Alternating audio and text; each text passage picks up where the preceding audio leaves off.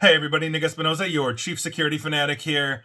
And in artificial intelligence news, we have to talk about AI writing detectors because they don't work. Now, if you don't know what an AI writing detector is, it's simply that. It's something that an educational institution would use to see if students were using ChatGPT or a competitor to essentially write a term paper, therefore plagiarizing or letting the AI do the work for them. Now, the reason why this is coming to light, and Benj Edwards of Ars Technica had a good write-up on this, is that OpenAI of ChatGPT in a recent FAQ basically admitted exactly that. AI writing detectors don't work, despite frequently being used to punish people like students with false positives for plagiarism they never did. Now, in a section in that FAQ entitled, "Do AI Detectors Work?", OpenAI wrote, quote, "In short, no. While some, including OpenAI, have released tools that purport to detect AI-generated content, none of these have proven to reliably distinguish between AI-generated and human-generated context." Now, for the record, this isn't new information per se. The author that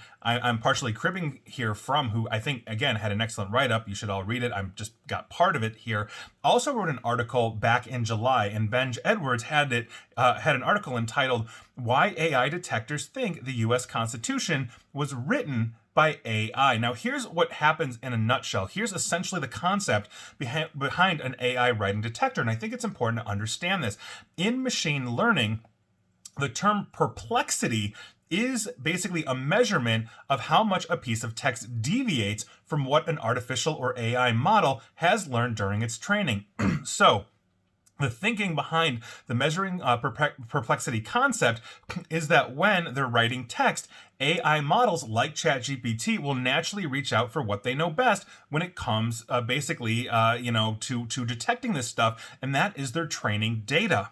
The closer the output to the training data, the lower the perplexity rating.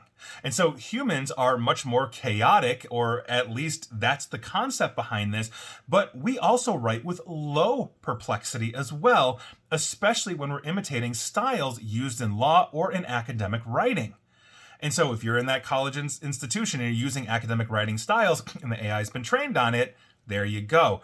Also, many of the phrases that we use in just day-to-day life or day-to-day writing is very, very common and therefore is considered low perplexity. So the example that Benj Edward used I thought was absolutely brilliant because we all do this in some way, shape, or form. So work with me here and guess what the next word in this phrase would be. Guess what this would be. I would like a cup of blank. Now, if you're thinking about it, most people that are watching or listening to this in some way, shape, or form are thinking, I would like a cup of water, I would like a cup of tea, I would like a cup of coffee. Then AI language model trained on a lot of English would do the exact same thing because that's very frequent in writing. You can see it in literature, you can see it in blog posts, all this kind of stuff. Now, the perplexity of any of those three results, water, coffee, or tea, would be very low because that prediction is very certain. Now consider a less common completion of that phrase. I'd like a cup of spiders. Now, both humans that are reading that and an AI language model that has learned to detecting AI would be surprised or perplexed by that sentence, and so the perplexity would be high. And for the record, I'd like a cup of spiders, as of mid-July in a Google search when that article was originally written, had one hit on Google, and I'd like a cup of coffee had 3.75 million. So the AI is very comfortable saying, oh, I'd like a cup of coffee, there's 3.75 million hits. Tea probably has something similar, water has something similar, the cup of spiders has one, that's way out there, it's gotta be a human.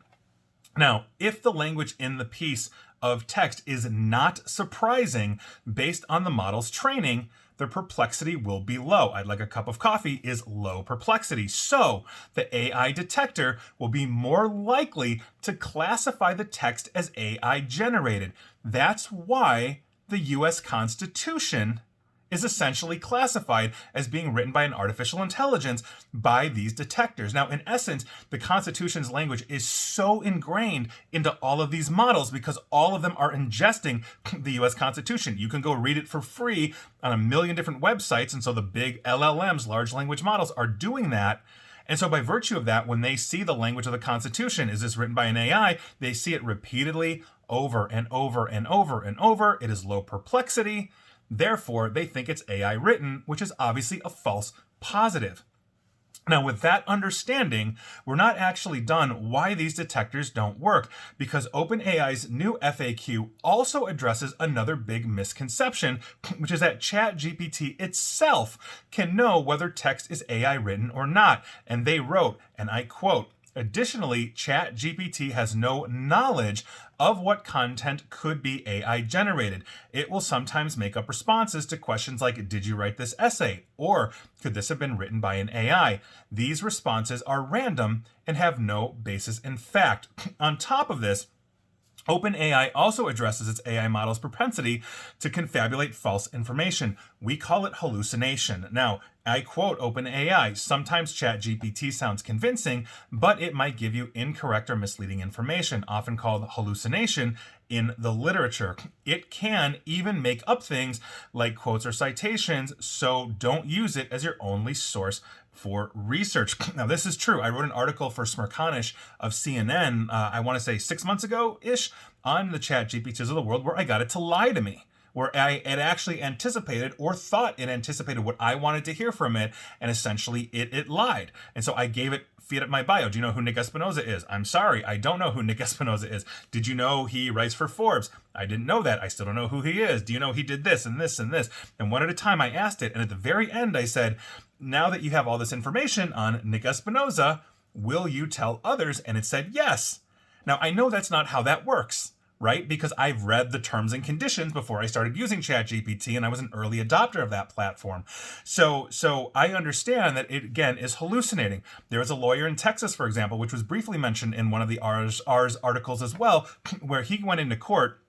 And I actually use this example when I'm on stage and talking, where the lawyer basically gave or submitted basically case law to the judge to support his claim, whatever the claim was in that case. And the judge went to review all 6 cases that supported this lawyer, only to find out none of these cases existed in the history of U.S. law. So the judge went back to the lawyer and said, "What are you doing? You're lying in my court." And the lawyer had to admit, "Well, I used ChatGPT. I thought it was basically like a fancy Google on steroids. And so I didn't check the work. I just assumed that it had given me correct information. And now when you walk into that federal court in Texas, you as an attorney have to sign a waiver that says, I did not use an AI to get my information. And if I did, it was verified by a human, meaning it was accurate." So on top of that, when I speak in front of audiences and educators, I now get the question about how to tell if their students are using AI to write their papers. And honestly, I don't think oftentimes you need an artificial intelligence if you're actually reading the paper, because my default answer usually is, look, all semester you've had that stoner kid in the back that has been a complete slacker, hasn't paid attention, is damn near failing your class, and then at the very last minute at the end of the semester turns in a beautiful thesis on 7th century Italian poets. You know that dude is using ChatGPT. So use some common sense, but these don't work as well. And one more example I'll give you is I recently went out to lunch with a friend. Now that friend had a nephew that is in high school and essentially wrote a paper. Now, according to my friend, his nephew is an excellent writer, loves to write, etc., so would never use a ChatGPT. And one paragraph in something that he wrote, an essay or whatever it was, got flagged.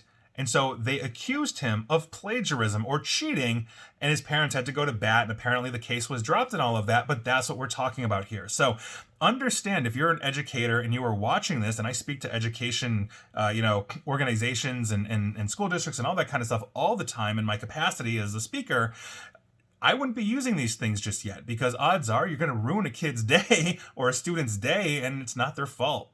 So until they perfect this technology, I simply wouldn't use this to detect it. It just doesn't work. It's kind of junk.